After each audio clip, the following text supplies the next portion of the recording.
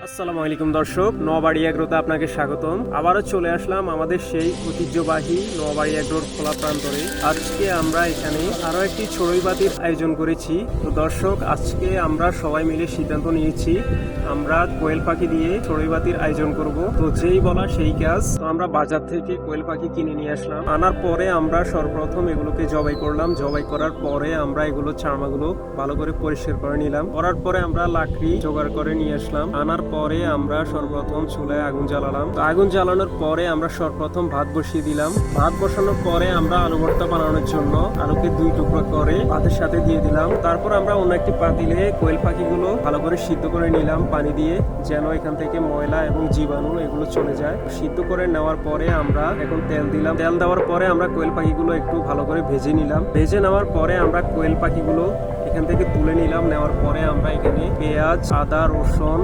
দারচিনি, এলাচি, লং, গরম মশলা সহ ভালো করে এগুলো কষিয়ে নিলাম। কষিয়ে নেওয়ার পরে আমরা যেই কোয়েল পাখিগুলো ভেজে নিয়েছি তো এগুলো ওইখানে ছেড়ে দিলাম। দেওয়ার পরে আমরা একটু পানি দিয়ে মেরিনেট করতে থাকলাম। আসলে এই রকম খোলা নির্জন পরিবেশে এইরকম বনভোজন করতে কার না ভালো লাগে। তো দর্শক দেখেন, আমাদের কোয়েল পাখিগুলো হয়ে গেছে। এখন আমরা এগুলো একটু নেড়ে ছেড়ে একটু পরে উঠিয়ে নিচ্ছি।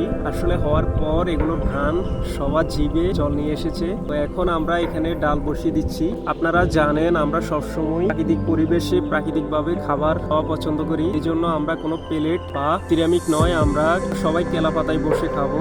দেখেন দর্শক, কেলা পাতা আনা শেষ। এখন এগুলো সুন্দরভাবে বিছিয়ে নিচ্ছি। বিছিয়ে নেওয়ার পরে এখন আমরা সবাই খাবার খাওয়ার জন্য প্রস্তুত। এই যে দেখেন দর্শক, আমাদের খাবারগুলো সব হয়ে গেছে। এই হচ্ছে আমাদের খাবার। এখানে হচ্ছে কোয়েল পাখি ভুনা, এখানে হচ্ছে ডাল, আর এখানে হচ্ছে ভাত, আর এইখানে হচ্ছে ভর্তা।